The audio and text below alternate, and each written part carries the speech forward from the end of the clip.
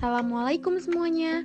Perkenalkan, kami dari kelompok 2 yang akan menjelaskan mengenai valuta asing. Nah, jadi kelompok 2 ini terdiri dari 5 anggota. Yang pertama ada saya sendiri, Fatia Rahma. Yang kedua ada Ade Syamfitri. Yang ketiga ada Anissa Risanda Damanik. Yang keempat ada Dahliana Sari Syaputri. Dan yang kelima ada Nabila Azrilia Marpaung. Baiklah, langsung saja kita masuk ke topik yang pertama yang akan menjelaskan tentang pengertian dari valuta asing. Valuta asing yang biasa disingkat VALAS atau dalam bahasa Inggris dikenal sebagai forex, yang berarti pertukaran uang dari nilai mata uang yang berbeda. Valuta asing merupakan suatu mekanisme di mana orang dapat mentransfer daya beli antar negara, memperoleh atau menyediakan kredit untuk transaksi perdagangan internasional, dan meminimalkan kemungkinan resiko kerugian akibat terjadinya fluktuasi kurs suatu mata uang. Nah, jadi dari beberapa pengertian yang sudah saya jelaskan, maka dapat disimpulkan bahwa pengertian valuta asing adalah pertukaran mata uang suatu negara terhadap negara lainnya. Selanjutnya ada kuotasi langsung dan tidak langsung. Jadi, harga valuta asing dapat dinyatakan dengan dua cara. Yang pertama dengan kuotasi langsung dan yang kedua dengan kuotasi tidak langsung. Apa sih kuotasi langsung dan tidak langsung? Nah, kuotasi langsung adalah penetapan harga satu valuta asing dalam mata uang domestik atau jumlah mata uang lokal yang diperlukan untuk setiap mata uang asing. Sedangkan kuotasi tidak langsung yaitu jika mata uang domestik dinyatakan dalam mata uang asing. Nah, di sini ada contoh dari kuotasi langsung dan contoh kuotasi tidak langsung. Yang pertama itu ada contoh kuotasi langsung. Jika satuan Korea di sini dihargai Rp8, gunakan kuotasi tidak langsung untuk menyatakan valuta asing itu. Nah, untuk contoh di kuotasi tidak langsung, jika diberikan kuotasi tidak langsung 1,1 dolar Singapura per dolar Australia di Australia. Kemudian ubahlah ke dalam bentuk kuotasi langsung. Nah, berikutnya itu cara penyelesaian dari soal kuotasi langsung. Itu yang pertama kuotasi langsung. Itu dia menggunakan DC per FC, di mana nilai DC-nya itu Rp8 dan nilai FC-nya itu 1 won. Maka kuotasi langsungnya itu Rp8 per won Korea atau DC per FC.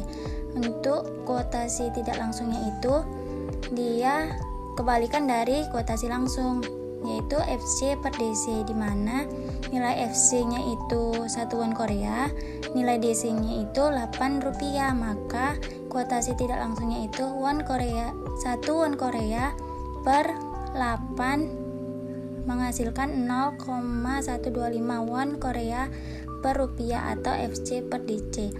Nah, kuotasi tidak langsung itu jika mata uang domestik dinyatakan dalam mata uang asing. Dengan cara ini, berita tentang harga valuta asing di televisi atau koran Australia adalah dolar Australia hari ini diperdagangkan pada harga 0,7 dolar dolar Australia itu menjadi 0,95 dolar Singapura. Nah, untuk penyelesaian dari soal kuotasi tidak langsung itu yang pertama kuotasi tidak langsung, di mana dia menggunakan FC per DC, di mana FC-nya itu 1,1 dolar Singapura per DC-nya itu 1 dolar Australia, maka dapatlah kuotasi tidak langsungnya itu 1,1 dolar Singapura per dolar Australia. Untuk yang kuotasi langsungnya itu dia kebalikan dari kuotasi tidak langsung, itu DC per FC, di mana nilai DC-nya itu 1 dolar Australia, nilai FC-nya itu 1,1 dolar Singapura, maka dapatlah kuotasi langsungnya itu 1 dolar Australia per 1,1 dolar Singapura sama dengan 0,91 per dolar Singapura. Selanjutnya kuotasi Amerika dan Eropa. Kuotasi Amerika, semua mata uang lain dinyatakan harganya dalam dolar Amerika Serikat per mata uang itu. Nah, sebaliknya, dalam kuotasi Eropa, nilai 1 dolar Amerika Serikat akan dinyatakan dalam mata uang Australia atau lainnya. Perbedaan antara kuotasi Amerika dan Eropa dengan kuotasi langsung dan tidak langsung adalah dalam kuotasi Amerika dan Eropa selalu ada mata uang dolar Amerika sebagai mata uang utama dunia. Untuk negara Amerika, kuotasi Amerika itu sama dengan kuotasi langsung. Sedangkan kuotasi Eropa adalah kuotasi tidak langsung. Selanjutnya, penentuan nilai tukar.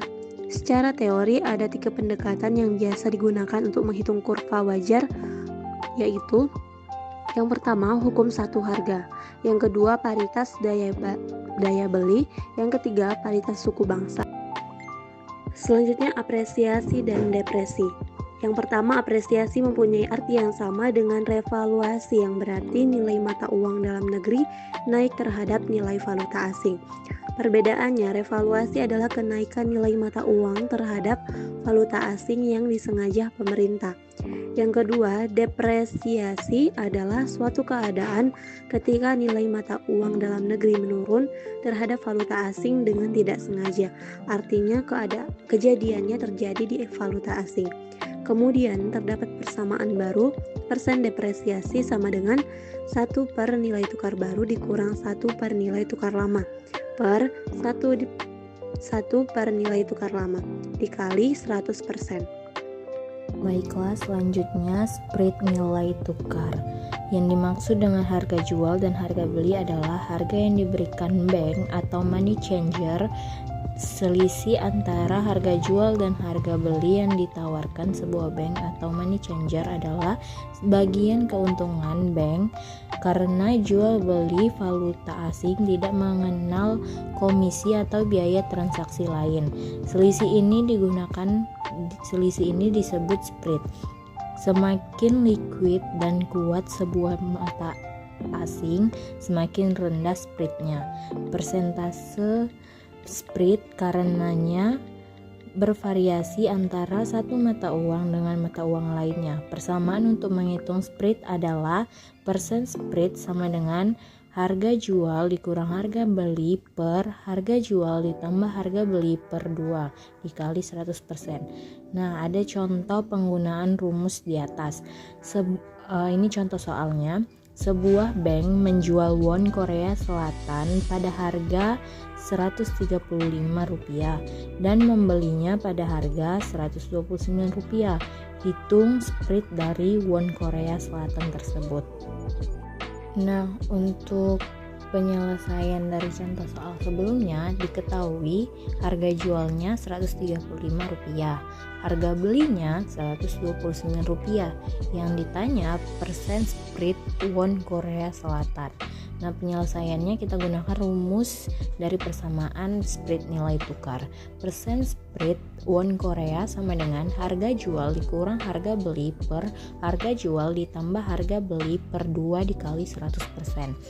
Nah, sama dengan harga jualnya Rp135, berarti Rp135 dikurang Rp129 per Rp135 ditambah Rp129 per 2 dikali 100%. Rp135 dikurang Rp129 sama dengan Rp6.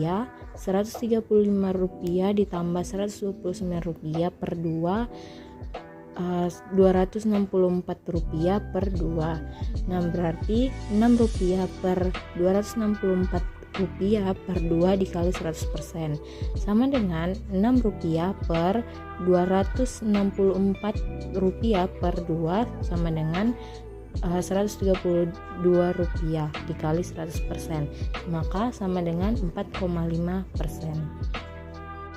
Nah, pada materi terakhir ini kita akan membahas tentang investasi dalam valuta asing. Investasi dapat dilakukan dalam mata uang domestik rupiah dan dalam valuta asing via seperti deposito dan reksadana pendapatan tetap dalam dolar Amerika. Perhitungan return bersih investasi dalam valuta asing menggunakan persamaan R-net sama dengan 1 ditambah RP, 1 ditambah persen apresiasi per persen depresiasi dikurang 1. Nah, di mana R-net itu adalah pengembalian return bersih dan RV adalah pengembalian return dalam valuta asing, dan persen apresiasi atau persen depresiasi adalah penguatan atau pelemahan mata uang investasi. Tak terasa kita telah di penghujung akhir. Selesailah sudah pembahasan materi valuta asing yang dijelaskan kelompok 2. Terima kasih kepada teman-teman yang sudah berkontribusi dalam pembuatan video ini. Semoga apa yang kita sampaikan dapat bermanfaat bagi kita dan bagi orang lain. Terima kasih. Assalamualaikum warahmatullahi wabarakatuh.